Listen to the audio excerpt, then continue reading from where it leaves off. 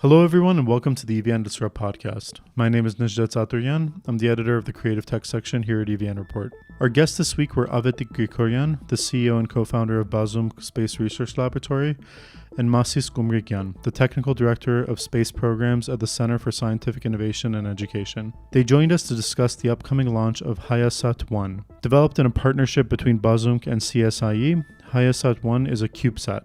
Grigoryan and Kumrigyan explain what CubeSats are, their uses, and the current trends in satellite technologies. We also talk about the development process of Hayasat-1 and its potential implications for the future of Armenia's space industry. Lastly, we also discuss the importance of popularizing science and space in Armenia and explore why this is significant.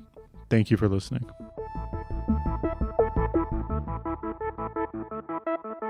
Avetik, Masis, thank you both so much for being here today. I want to start with both of your backgrounds a little bit. Avetik, please tell us how you got started in the space of both astrophysics and aerospace in Armenia. Thank you. Actually, I got interested in space and astronomy starting from 5th grade of my school years. And it was due to a popular science book. And it was telling about 50% was telling about astronomy and 50% about astronautics. And my interest exactly fitted into that. I focused on these areas. And then when I started working in Grigoryan Observatory, it was my dream, my mission, as I was feeling that it was my mission to start educating children in these areas. And I knew that education lasts long. It requires long time to have significant results. I noticed that USSR is collapsing and the world is changing, and we may lose all our potential in science, technologies, and so on. And it was the very time, as soon as possible, to start educating children to raise new generation of specialists in these areas. Due to this activity, already 35 years, and I'm continuing doing that, I managed to raise new generation, new specialists who achieved great success in their areas, in different areas actually, but many of them exactly in space technology. So this created a basis for founding a space laboratory. So only in 2018 we registered officially IAS, Aerospace Society, together with my graduates of my course, aerospace course. And then we founded also two organizations. One is Armenian Model Rocketry Association, also for educating school children. And the other, Bazoomq Space Research Laboratory. Our IAS graduates decided that it is time to start doing serious scientific research. Mm-hmm.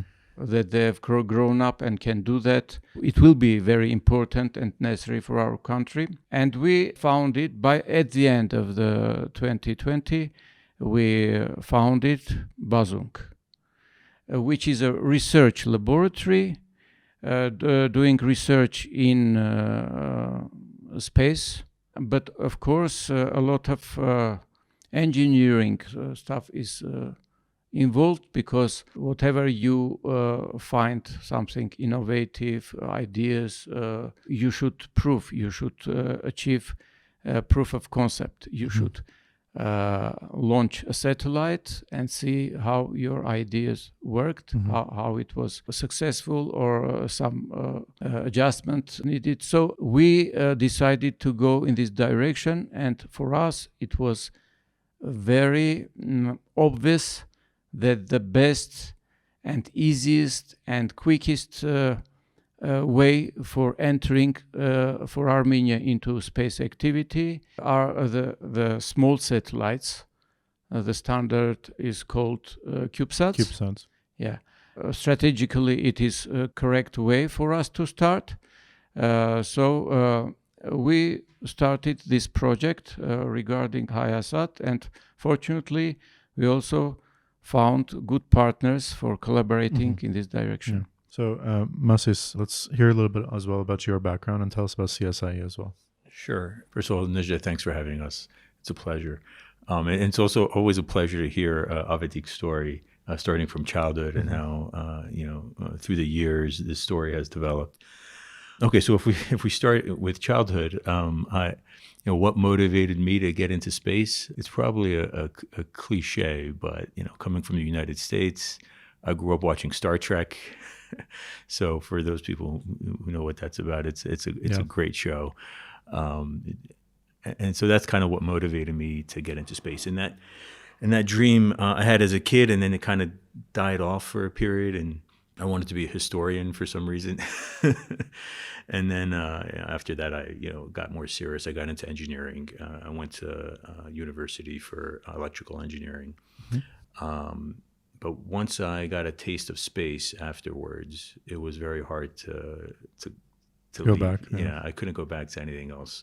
I worked in a couple of different areas, but the majority of my experience throughout my career, and it was continuous for almost 20 years straight. I worked on space systems and space programs at a large Western aerospace company. Gained a lot of experience there. I mean, there were times that I worked 10 years on one project, and there are times I worked 10 projects all in parallel. So a lot of good experience and learning best practices and things like that from that company. So that was right before I moved to Armenia. So about 2 years ago, we made a personal and a family decision to come to Armenia. We weren't sure if we were going to stay. We said we'd stay a year and then we'll see. But it's been 2 years now, and that's usually how it happens. Yeah, right. And it was right after the war, so we weren't sure what was going on. But I couldn't just sit around and do nothing here. Like I said, once you're involved in space, it's hard to really have a passion for anything else. I mean, you can do other things, but my passion always remained with space. So, of course, a CubeSat project was something that I was very interested in. But I was fortunate enough to get picked up by CSIE, so I'll give you a little background there. So that's a Center for Scientific Innovation and Education. It's a nonprofit foundation that is basically focused on bringing expertise from around the world. People like myself from the United States or Germany or other places, they come here and they're given some facilities and research assistance from Polytechnic and other universities. And they have different programs that they focus on, different research directions. Their primary one, I would say the one that they're most successful right now, is control systems, flight control, stabilization, autonomous systems, et cetera, for drones. Is that at Polytechnic? It's based in partnership with Polytechnic right now. So that's where they're at. They have a pretty good drone lab. It's probably the largest in Armenia, and even for the West, it's considered quite large drone lab. They have a lot of capacity for doing measurements and for drone flight control and how to optimize that. So there's a lot of good progress there. The aerospace portion of that CSIE organization is what I'm the technical director for, so running the space programs. So of course, the first thing that once I got settled in, first thing I was thinking is, all right, I gotta get back into space and figure out what to do here, because there's a huge need in Armenia for that. I see the potential and the ability, the capability. And the need, I think, is obvious. So that's when we decided to, pair up with Bazoomq, and that's been a great collaboration ever since. And then we could talk about how I said. Absolutely.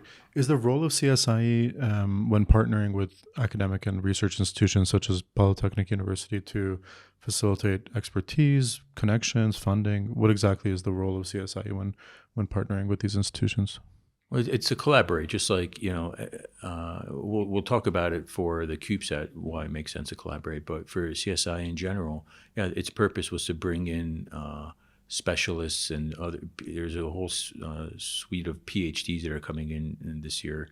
Over the summer, there were several PhDs here working with the students and creating research projects and some knowledge transfer and working with Polytechnic and other universities to create projects that are going to be valuable going forward.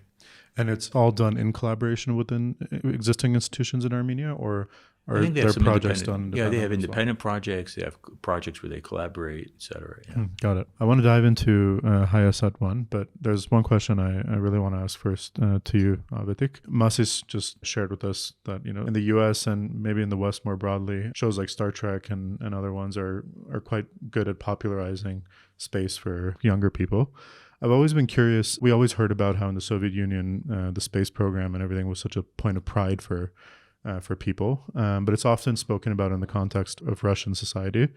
What was it like in Soviet Armenia? What was the influence of the Soviet space program and the advancements and achievements that the Soviet Union made in space on Soviet Armenia? Okay. Actually, USSR at some point started doing space telescopes. It was made, I think, correct decision to do it not somewhere in Russia or in other Soviet republic, but do it in Armenia, because we had a good level in astrophysics in a Grigoryan observatory, and based on that observatory, they decided to create a space research institution, and start doing those telescopes. They had serious technical problem. They needed stabilization of the picture in the view of the telescope's field. And this was a challenge at those times. And both USSR and America started solving this problem. And they were going almost in parallel. Sometimes US was ahead, and then USSR. And the institution that was created at that time was called Granite Special Design Bureau. It was situated in Garni. Then other institutions also emerged, and actually the program had a success. We created two telescopes, Orion 1 and Orion 2, first Soviet space telescopes. One of them was installed on first Soviet space station, Salyut 1, and the other on spaceship Soyuz 13. The results were satisfying, and then some other projects similar projects followed. Two telescopes were then installed on Mir space station, and another separate satellite, Astron, was created in collaboration with Crimean Observatory and also launched. The solution that was developed here for tracking platform was used in all those projects, and it was a good solution, and that it was also developed. But unfortunately, the crash of the country, the collapse of the country, resulted in losing all this potential. Mm-hmm. We know that we could do that, we can do that again, but we need to start from scratch, unfortunately. And we will do it. But were those efforts during Soviet times, were those efforts impactful on society in terms of popularizing space and increasing interest in space? I think that the educational system and the whole system for popularization of science was on a very good level. Mm-hmm.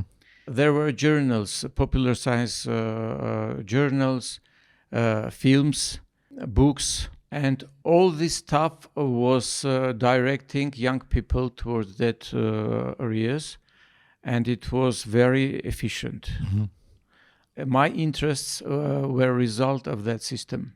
Right. I think it was very well set up, but again, the collapse of the country ruined everything. Right. So let's talk about some of the efforts that you guys are both working on to help us get back to a point where there was a level of interest in space, and Armenia was a player to some extent in the field.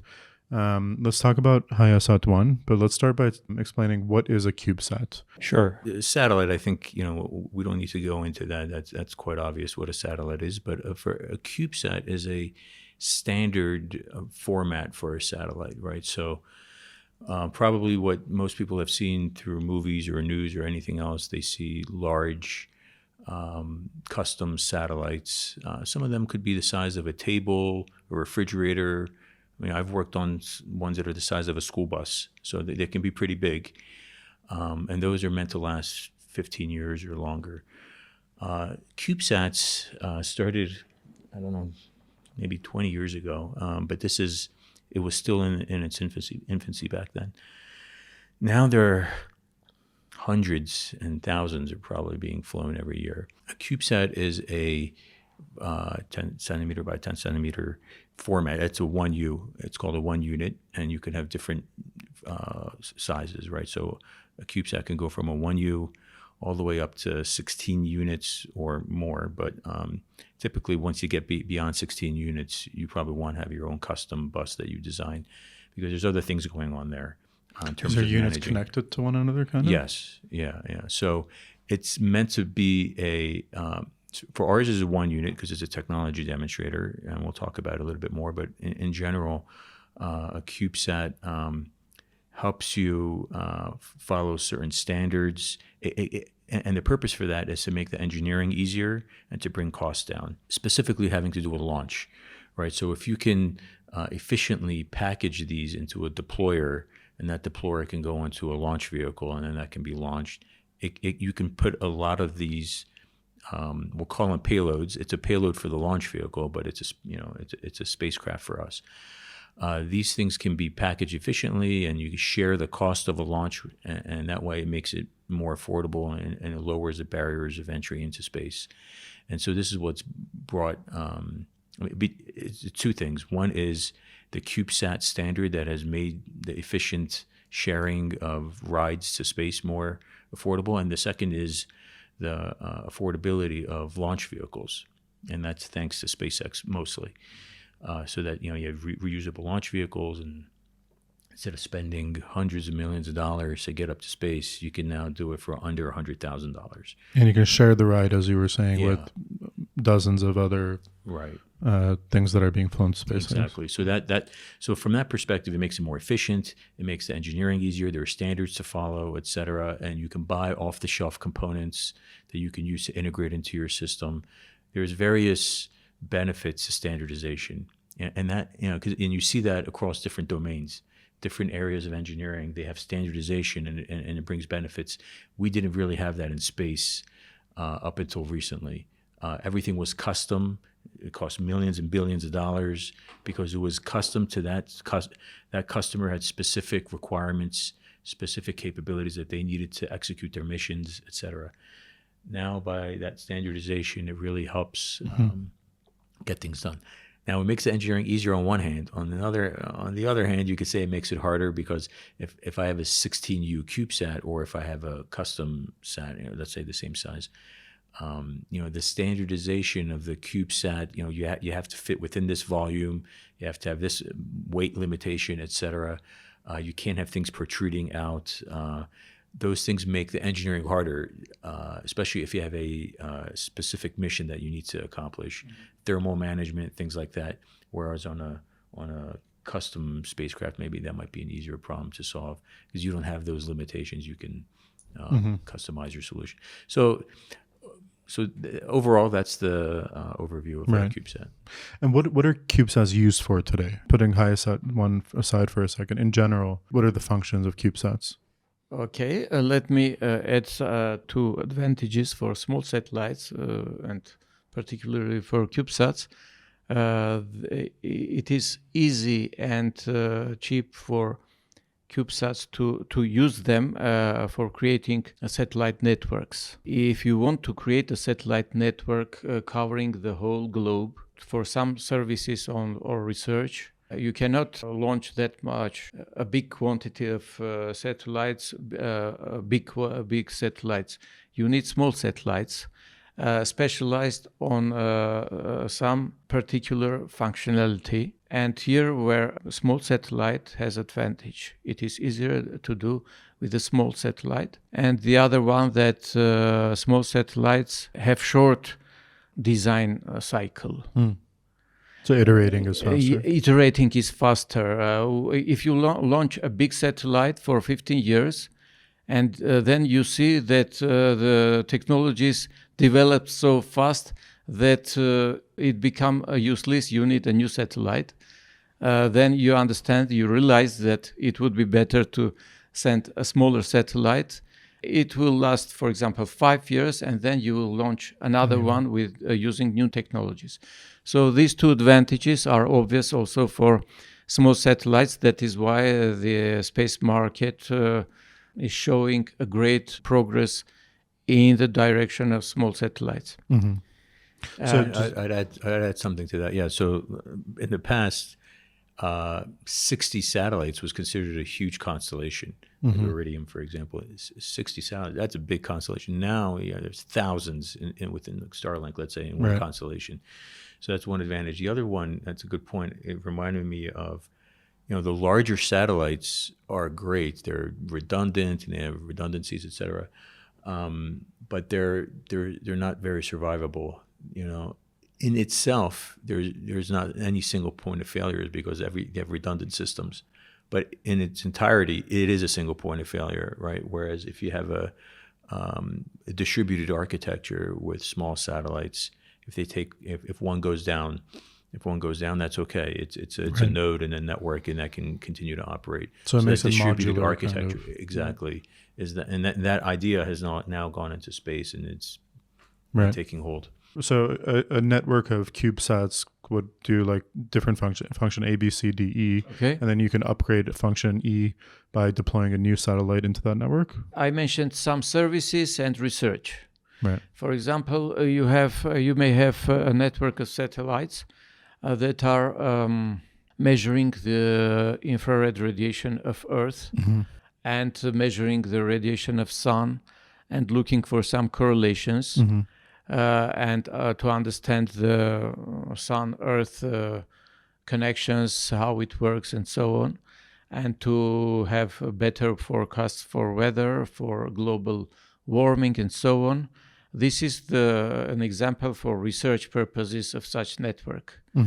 As you know, the purpose of Starlink satellites is internet, providing internet to remote areas and so on, and this is just a service for communication, and it is also useful. Actually, CubeSats can be used in all those applications that we have for other satellites. It may be navigation, meteorological, communication, many different applications. Actually, we are using in our ordinary life every hour these services, and even some do not know and imagine that it is due to the satellites. They are used to use that services, but they don't know that if something happens there and everything stops, it will be very hard to do their everyday functions that they are used to do. Proliferated navigation, proliferated communication, persistent overhead observation, mapping, Earth observation and mapping. These things are part of society now. Right. Yeah. Even it may be research in fundamental physics. For example, you have 3 satellites forming a triangle, and they are connected with laser beams, and they are very accurately controlled. And you can use such a system to detect gravitational waves, to check Einstein's theory of gravitation, to observe the universe in that range, in gravitational waves. These are new things that in future it will open a new window to the universe to see how it works, how it looks in that range. I imagine you can do more with less these days, just the trend in any field of technology, and it seems like the same in satellites. Are CubeSats moving towards a place where they start replacing or augmenting existing larger satellite systems? Is the trend towards smaller and more distributed satellite networks, or will the larger things always Exactly. exist? There's definitely a trend. I Right. think there's no question. There's a trend that small sats are the future, but that doesn't mean Right. that the large sats go away, because there are certain things that you can only do with the large satellite. Up in space, your resources are limited, right? So how much I need to transmit something powerful, I can't transmit something powerful with a small satellite with small solar panels, Right. right? I need large solar panel array that can handle large amplifiers, large antennas, all the heat that's created by that. How do they dissipate that? So that can only be done with a large satellite. For example, I mean, there's many other examples. Large telescopes. If you want to peer into deep space for astronomy or other purposes, you need the large satellites. Right. There's many examples of that, but there's a place for both. And the place for small satellites continues to grow. Right. At this point, it's exponential growth. Right. There's no end in sight. But eventually, it'll find an equilibrium between the two. Right. Yeah. I guess it's very analogous to how computers developed. Right. We started with huge computers that were the size of miniaturization. Yes. Yeah. That by today's standards were weak. And then those became smaller and smaller and smaller to the point where they fit in our pockets, but we still have massive computing clusters that do more complex things, right? Like supercomputers and stuff. Actually, and I'm glad you brought that up. Actually, that's a very good analogy, because I think there's a misperception that it's a tiny satellite. It's weak. It's a toy. It's a toy, right? Well, you don't say your iPhone is a toy because it's small. Yeah. You want it to be small. Right. Right. So being small is not necessarily a problem. It could actually be an advantage. Right. And we'll talk about it a little bit more, but the subsystems within a small sat or a CubeSat is very similar to what's going on in a large satellite. Similar subsystems, similar interfaces, similar integration issues that you have. The one thing I always point out is that the main difference is the larger satellites probably have a propulsion system to help keep them in orbit for 15 years, keep them on station. Whereas, with a CubeSat, it's okay if the orbit decays after several years, because I'm already launching new ones. Because it's cheap to constantly. Right, exactly. And I don't really have a need for a propulsion system, which adds a lot of expense and cost, et cetera. So this is one of the differences. But besides that, there's a lot of things that are very similar. It's just a miniaturized, more efficient version of a large satellite. I mean, I'm oversimplifying a little bit, but that is the general gives us a picture idea. Yeah. Actually, sometimes the size and the weight, even just the size and the weight matters for some tasks. For example, you want to track the slow motion of tectonic plates on the Earth, and it's very slow motion. And you need a satellite in orbit whose orbit is very stable, meaning that other factors are very weak for that satellite to affect their motion. For this, we need a weighty satellite with small surface, small volume, to make its orbit stable. Other factors, in that case, it's very inert, and you can't change its motion, and you can use it for laser ranging of different parts of continents and see how they change their position during a year or some years. It's depending on the task. Some tasks require big satellites. Even the weight matters, regardless of their construction. Just you need to have a weighty satellite.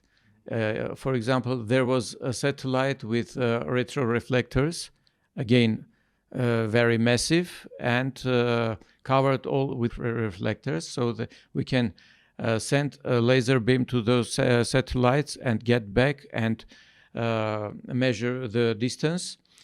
And using these satellites, the very intriguing consequences of gravitational theory of Einstein, we were able to measure and find out whether they really exist or not. Mm-hmm. I was just going to say, Nejde, I hope it's clear now why Avetik is our chief scientist. Yeah. Yeah. No, it's so interesting how much fundamental research is done through these avenues as well. So let's come to the project that you guys are collaborating on now, which is HiSat-1. Tell us what it is and what its mission is. HiSat-1. Okay, so we could talk about how we picked the name too. We'll talk about that. But I do want to hear that story. First, what the mission is, what the purpose is, right? So that's a very good question, because I think it's a natural question anyone's going to ask when they hear about this is, oh, okay, you built a satellite. What does it do? Mm-hmm. Right? Because everybody wants a satellite to do something. And so for us, since we don't have we did this independently.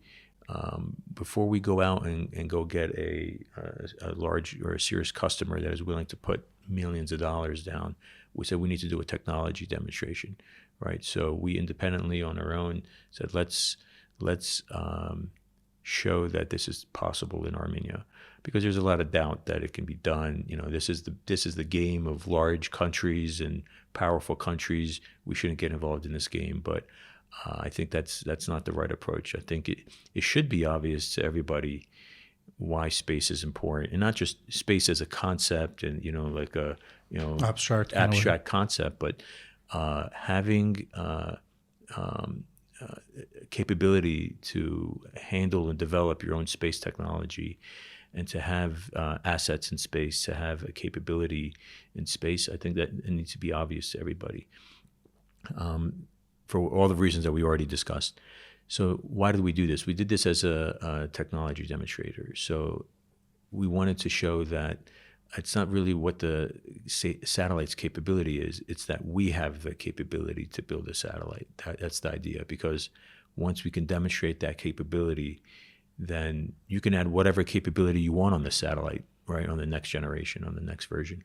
So the idea was we wanted to do end-to-end full life cycle of a satellite program, starting from the concept, going through all the system architecture, doing the trade studies, understanding what components we want to use, how do we want to operate this. We're thinking we just want to demonstrate that there's a communication link, but we also decided let's add an experimental payload on there as well, just to show the payload integration, because that's a skill that you need to learn as well if you're going to develop space systems.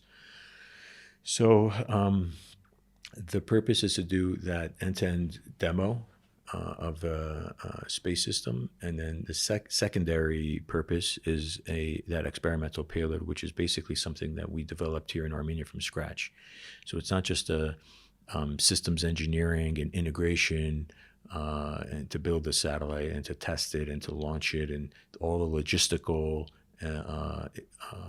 challenges with organizing something that has never been done in Armenia before, and all the international obligations that we have as well, arranging for the international launch, et cetera. Not just those things, but also integrating a payload that's going to serve some kind of purpose. In this case, it's experimental.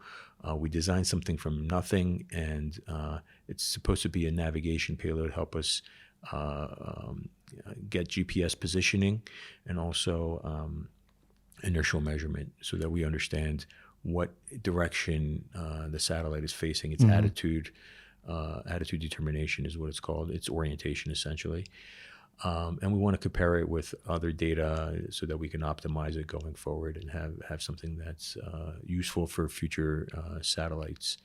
So those are the two primary purposes of this. Is one, it's educational, right? So this is since it's this is a non-government program, it's totally between educational institutions. So it's considered an amateur. We're using amateur frequency bands.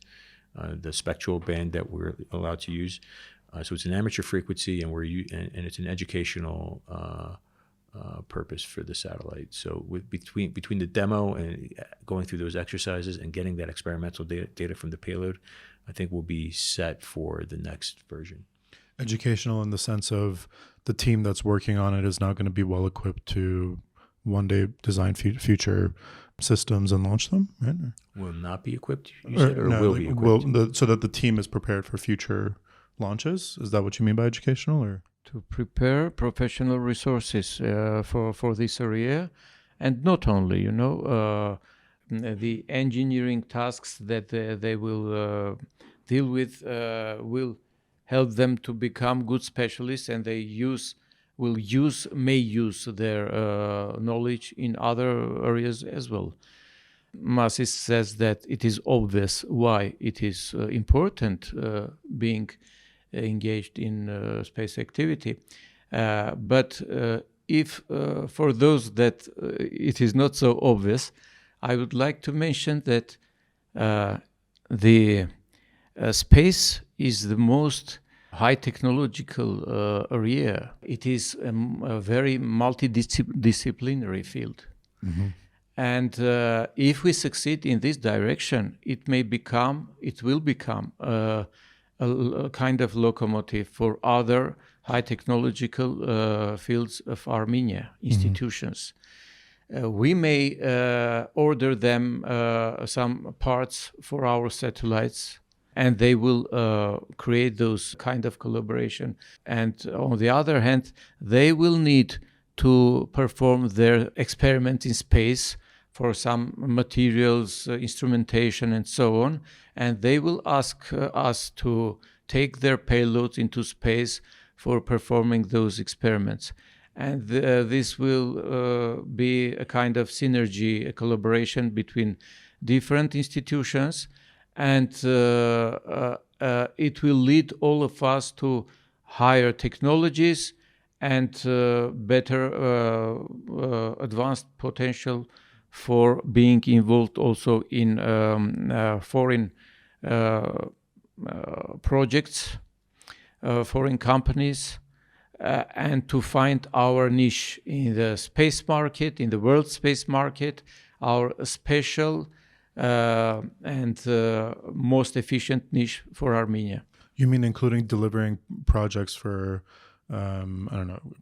companies abroad, like that are looking to launch CubeSats? Potentially. And I wanted to come back to this for a second about the value, the educational value, et cetera, because one thing I wanted to add is in Armenia, I've noticed in the past couple of years, we have great expertise in design and obviously software. I mean, I think that's obvious again to everybody that Armenia is world class when it comes to software. And so if I need someone to code, that's not a problem. We could find people here that can code. Even in hardware design, it's not as depending on the niche, yeah. Right. Yeah. You could, if you need a PCB designed, that's not a problem. We can find that here as well. So in Armenia, I think we're at that point where we can do the building blocks. We could do software, we could do hardware, we have the building blocks. But I think what we need to start growing as a capability is systems engineering.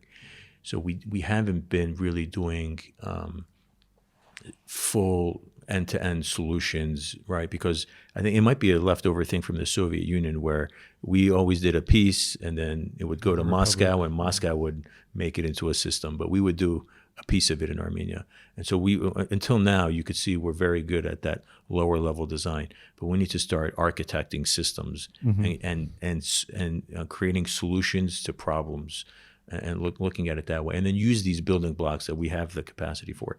So I think that's what I've been focusing, and that's one of the reasons why when we started discussing this, we didn't say, hey, let's design a space payload or a space computer or a space something. We said we need to develop a space system, and so I think that was a huge educational piece of this because so it's not just the systems engineering part, but it's also the space domain. Mm-hmm. So I really was impressed. I have to say I'm very proud of the team. Electrical engineers, mechanical engineers, software engineers, they're there. Even at the university level or mid career level, we have that. But through that system engineering and any space domain experience I was able to share with them, they were able to pick that up quickly, and using their engineering expertise for technology in general, we were able to apply that to the space domain because that has a unique set of conditions and techniques that you need to take into account. Tell us a little bit about the team that worked on HyoSat-1 specifically. How many people does it comprise? The team, we have 10 members in the team. And these are these Bazoomq members? Half from Bazoomq, half from CSIE. And it is interesting that everybody has its special area where he's the best in the team, and they fit each other and add his capability to the team. It is very efficiently formed team, and that is why I think we will succeed, because when everybody is in its right place, then you can hope that it will succeed. From Bazoomq, we have 4 or 5 specialists. These are, what are their backgrounds? Like, what exactly are their roles on the team? As Masis said, I am the chief scientist. Haik Martirosyan is he is the CTO of Bazoomq. He's leading help lead the engineering the technical part of the project. He has great experience in microelectronics, software development, and so on. And we have Vachik Khachaturian, who has PhD in nuclear physics, but he is very interested in space, and he did a great job for Hyasat. So on Hyasat, he was helping with the command and data handling. So the onboard computer and the software user interface that helps manage all the flight software on the vehicle. He helped do a lot of that, how to structure the commands and get the right data for processing and interpretation. And so I would say C&DH subsystem is what he was focused on. Got it. Yes. Yeah. And he could solve many problems that we faced during the development, and this is a great contribution from everybody. Also, we have Nelly Papazian that is working on attitude control tasks, because we will have on our next generation satellites these tasks as very important and necessary to add new functionality to our bigger satellites. So this is about the stuff from Bazoomq, and also Masis can tell about... Yeah, from a CSIE perspective, I'm not sure if... I haven't asked if they want their names all announced online. Generally, so I'm just going to give positions, if that's okay. Yeah, of course. I'm not sure, so I don't want to take the risk. So project management, we said we would help with the project management. And here, project management is very important. I mean, everywhere project management is important. I don't want to underestimate that. But in space, it's especially important because the schedule is fixed. Right. SpaceX is not waiting for you, right? If you don't make it in time, that bus is leaving without you, right? They're not going to say, well, Hyasat's not ready, so let's delay. So it's a very fixed and rigid schedule. You need to make sure that you have margin. You need to understand your schedule. So it requires a lot of planning. It requires a lot of risk assessment. So risk assessment, risk mitigation. This whole thing is about risk. Avetik knows every day we had issues, and every day we had to assess the risk. Do we use as is? Do we upgrade this? Do we why? What's the impact? What's the likelihood of that risk? So every day was constant risk assessment. We had constant issues. How long was this project? Start time? About 1.5 years now, but it will continue, right? Because it's not the end. This is still, we still need to, and I'll talk about the phases in a minute, but let me come back to the people. So besides project management, my background, my technical background is in RF systems. So I help with the communication link. But I mean, besides product development and system integration and engineering management, those are the things that I try to, from my past, to try to apply here. RF systems, this one, it was not as complex as things we've worked in the past. So that part I was able to devote more time to helping with the systems. So I kind of like, as a technical director, I was helping across the different subsystems and being that systems engineer. So besides project management, systems engineering, RF, we also helped out with mechanical analysis and mechanical engineering portion of it. We also had electrical integration that we had to do. And then we had someone that was focused on the payload. So we had a payload engineer as well. And I think that we have an orbital analyst as well. And that orbital analyst actually has good experience from working in the past with another company and worked very well with Avetik. And so that's another thing I want to point at, highlight is, and I always mention this, is that SpaceX, the whole thing is Elon Musk, but it's really not all Elon Musk. I mean, he's one guy. Space can't be done with one person. Right. I mean, it's impossible. It's all about teamwork, just like any other project, but especially in space, teamwork is very important. Everyone has to take ownership of a subsystem or a piece of the integration or a piece of the life cycle. And that's how it works. And we've been very fortunate enough to collaborate because obviously even the great Elon Musk, he did this all in 10 years' time. He had never seen a rocket before. Like he had no idea where to start with. But he was able to work very well with NASA. NASA gave him a lot of that knowledge, did a lot of knowledge sharing with him. And that's how he was able to apply his innovation to the foundations that NASA had built over half a century. Mm-hmm. So that's kind of what we tried to do here with our backgrounds and the team. We built on top of that, and we were able to work very well together. And that collaboration, I think, is another success. Despite what happens with the satellite in space, if radiation or whatever messes up the electronics, we don't know what's going to happen in space. But despite any of that, what we've done in the past year and a half, I think, is a huge success and something that and a good example for how teams can collaborate. Sometimes we even forget who is from what organization. It works like one team. Mm-hmm. We don't differentiate that you are from those organization, you are from Bazoomq, and so we don't remember about that. We are working together as one team, helping each other. Even when somebody works in his area and it is not my area, but if I see I can help, we are doing that. This is a component of success that we have already, regardless of what will happen after the launch. Right, yeah. I think anyone who's worked on large systems would attest that that's both extremely necessary and that you guys are very lucky to have that. It's not easy to come by. So when does HiSat-1 launch? It's supposed to launch, I guess we could talk about it at this point because we've resolved most of our issues. So I'm very risk adverse. I don't like to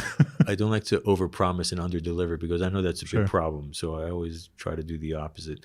But now that we've overcome most of our issues, we can say November 29 is the SpaceX launch.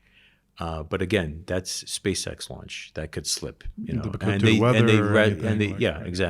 Because of weather and other things, it could slip into December. So, don't hold that against us. So later this year. Yes. Hopefully by the end of this year, we'll have launched. Got it. Yeah. But before that, there's a process. So now, up until now, we've been so focused on the technical and resolving all the integration issues and all the technical issues that we've had and trying to get this. And again, everything's about risk. We could talk about it. When we go into operations, we're going to see issues and we'll explain those issues and we'll talk about the process and what the risks associated with that was. And so we'll wait for that. But before launch, we need to take this now to our partner in Europe where we need to do some final environmental testing. And then we need to integrate it into a deployer, a CubeSat deployer. And that process is very sensitive as well. So once that's done, then it ships to SpaceX and it goes from there. So we're not out of the woods yet. Every step along the way, there is risk because it's not like any other subsystem, any other system where you could fly this thing. Hey, it's not flying, right? Bring it back. We're gonna buzz like whatever. Get that, fix that thing, diesel or whatever, and then fly it again. Right. We can't do that here. Once it's up there, and if it fails, it fails. So there's a lot of risk, and there's a lot of testing that has to be done. So the testing regime on this has to be very extensive to make sure. Which is what you guys are starting now. Yeah, which is what we've actually been in the process of. I wasn't gonna. I preferred not to get into the whole media cycle until we got through the testing cycle. Okay. So that's where we are now. Most of the testing is Got done. it. Yeah. So last year, Armenia launched its first satellite, right? Which I think again was done in collaboration with Bazoomq. No, those strictly on the government side. no. Just the government decided that it needs a remote sensing satellite. Right. It was, I think, correct decision because we can't immediately grow up to that level to have 16U satellite with remote sensing providing resolution up to 2 or 2.5 meters of images and so on. But we have the need. So they decided to purchase it, which means that no Armenian specialist worked on that, designed or tested, and something else. It was completely done abroad and launched from abroad. Just Armenian government purchased that satellite for its needs. Got it. Which I think is a good thing. And I think Avetik agrees, right? It's a correct decision. But it's important to note that Armenia, and this was all done in parallel, actually. Yeah. We started this CubeSat program, at least I was totally unaware that ArmSat even existed because I think they kept it confidential for certain reasons. Nobody knew about it.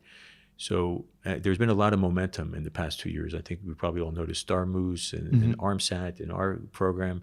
So there's a lot of space momentum, and I think it's going to just go from there.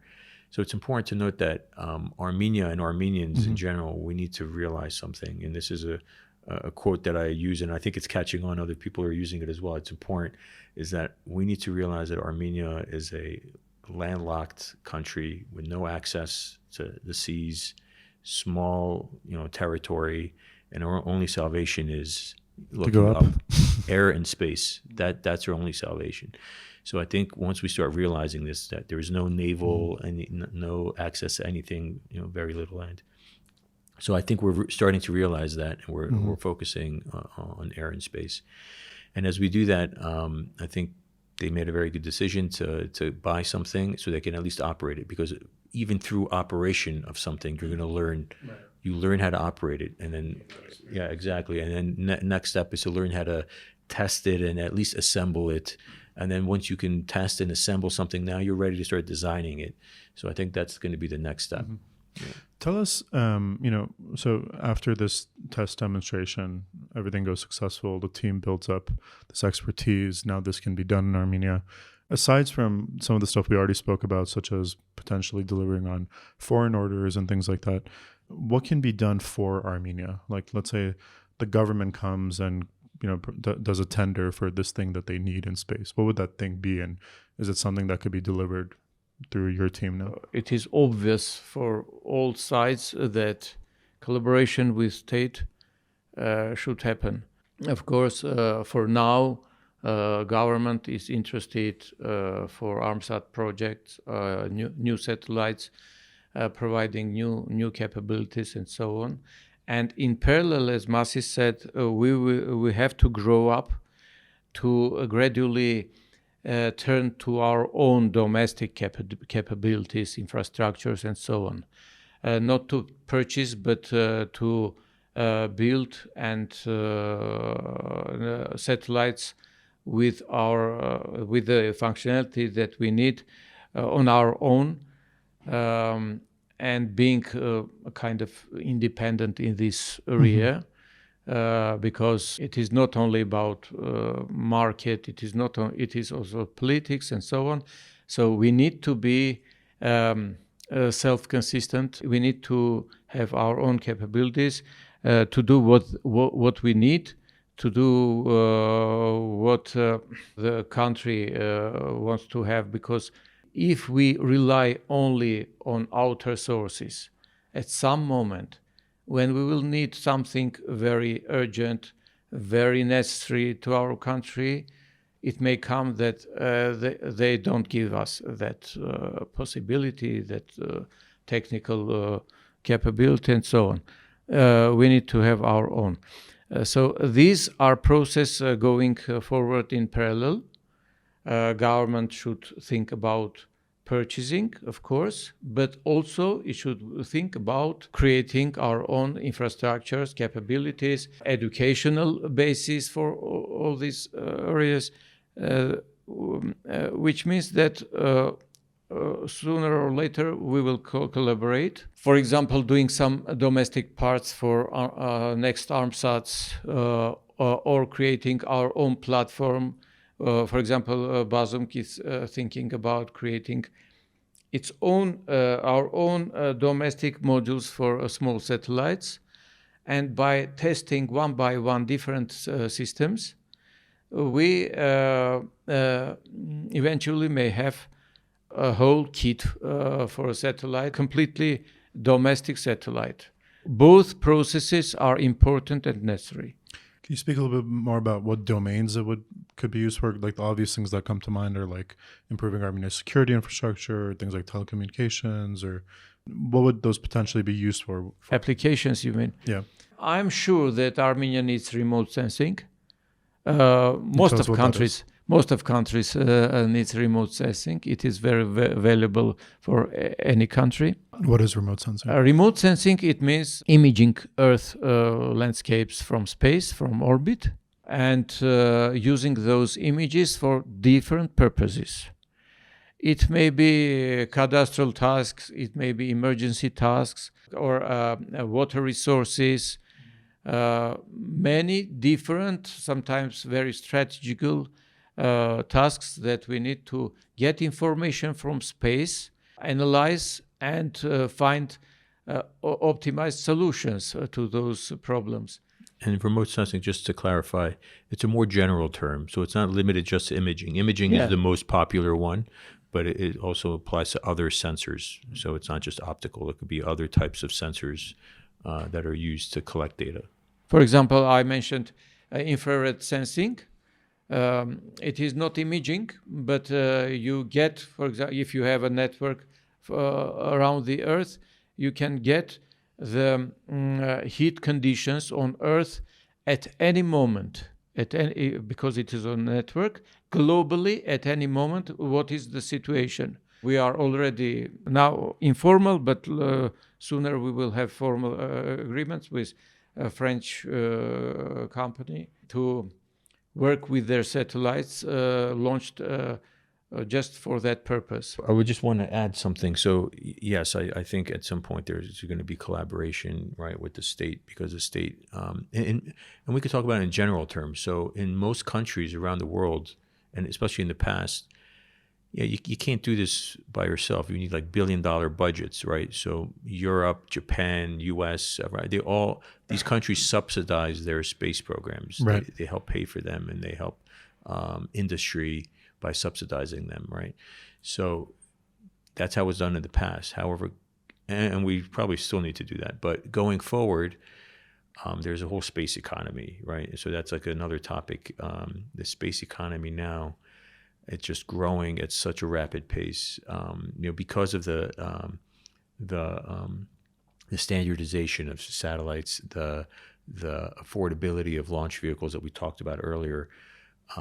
The space economy can now boom, right. and it is in the process of booming. And so I think the numbers that we've been seeing and that are available publicly is by the end of this decade, it'll exceed $1 trillion. The space economy. Yeah, the space economy will exceed $1 trillion. And that's, I think every year they probably update that. That probably might go up. Yeah. Because it's, there's so many players now. And so that's, again, even economically, if we're not even talking in terms of security, I think those security things are obvious. Again, I say things are obvious, but maybe because I'm involved in it. But the economy part, the economic impacts and opportunities here are huge. And again, this is an area where Armenia shouldn't fall behind. If not for scientific purposes, which again, that's something we're very good at, security reasons, which is obvious, important.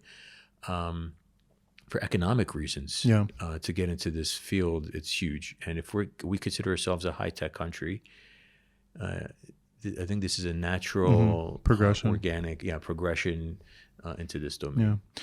Nersa Sohanyan made a great point on the podcast a few months ago. He said things like software engineering, which is something that Armenia has excelled at, will increasingly become more and more available in different countries.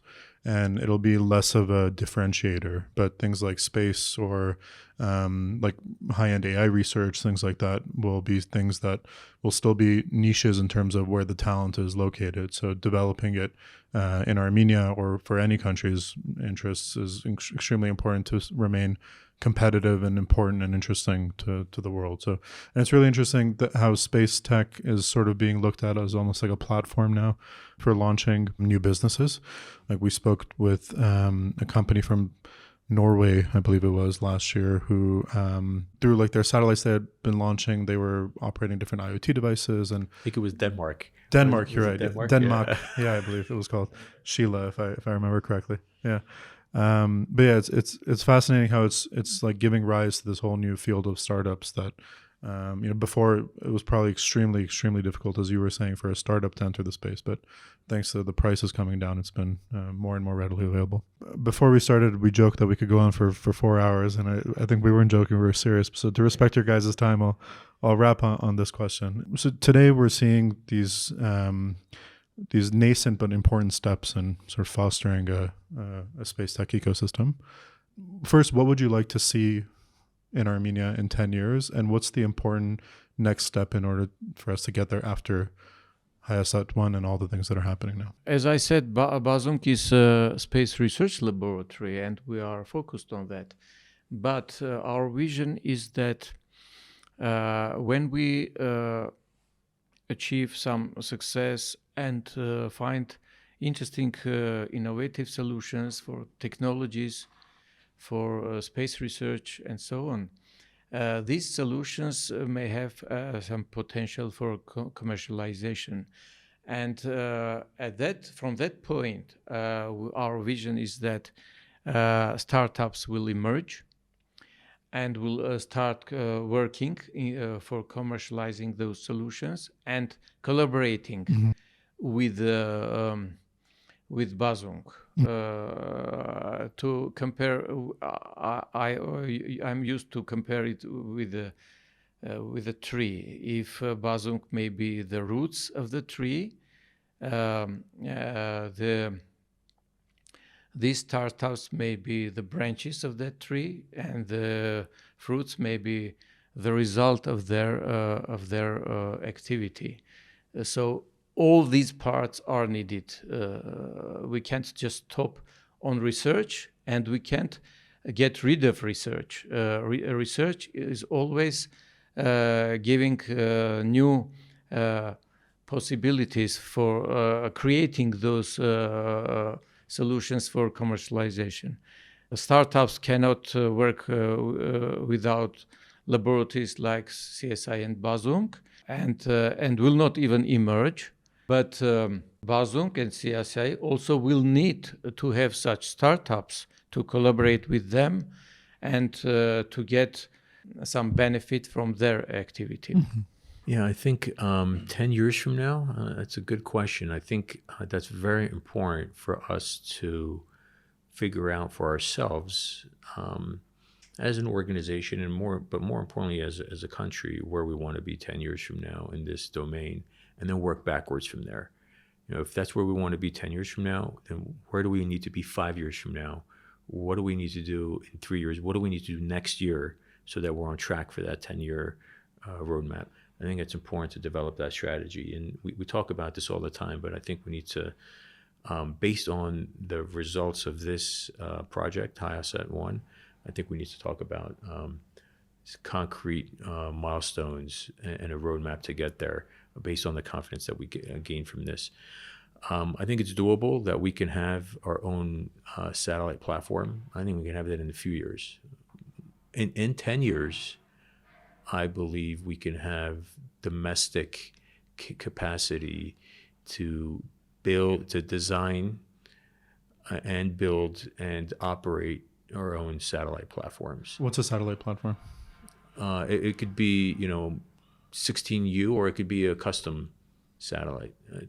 10 years like time is a planned. satellite that that is manufactured here and that is various built companies built and tested here and operated from here when in orbit, and the reason for that is obviously to have that domestic capability for independence, but more importantly, it's to give all the other startups and other areas of technology an opportunity to have their payloads tested and qualified in space, and so we could be a platform for that. So it could be a variety of things. It could be, let's have our own national satellite platform or space agency. We should definitely have a space agency, and we could talk about that.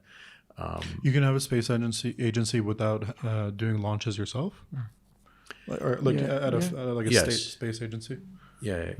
So there's so many things we haven't talked about actually. All You guys the are gonna have to first, come back, all the first achievements that we did with this project. I mean, first time registering with United Nations international frequencies for Armenia. First time we imported components into Armenia. First time we exported satellite out of Armenia. There's so many firsts. We could talk about that maybe another time, but I think there's a long road ahead of us, and we just have to remember that I don't want the impression to be, well, we launched into space, that's great, we have our own satellite, all right, check. It's not a check. I think this is the first step in a long road. So we have to keep going and not let this be, put it in a museum and say, hey, we got to space, we're great, and then move on. We need to make this. Let's agree that after the launch, you guys will come back to give us some more insights on how everything went. I would like to add that when we speak about the platform, we mean the standard part of the satellite, doing the standard part of its functionality, but which can be integrated with a custom payload, which will provide some custom functionality, which will be the functionality of that certain satellite. So if you have some universal platform, you can integrate it with different payloads and have satellites doing different job. I see. Yeah. Super last question. Why'd you guys name it HiaSat-1? HiaSat, first of all, we are proud of doing this work, and we would like to, with that name, we would like to somehow mention that historic event for Armenia, for Armenians, doing for the first time their own domestic satellite. And that was obvious that the word high will be included in that. Right. And on the other side, to be clear for others that it is a satellite, so SAT also was connected to that, and we obviously got HiaSat. There were many other, of course, names suggested by the team members, but they all were good for some specific next generation satellites, but not for the first one. Right. So we decided to name it HiaSat. Right. Okay. Thank you both, not only for coming, but for all the important work you guys are doing. And I'm really looking forward to continuing the conversation after the launch, and wish you guys a successful and good launch. Thank you guys. Thank you. Thank you. Appreciate it.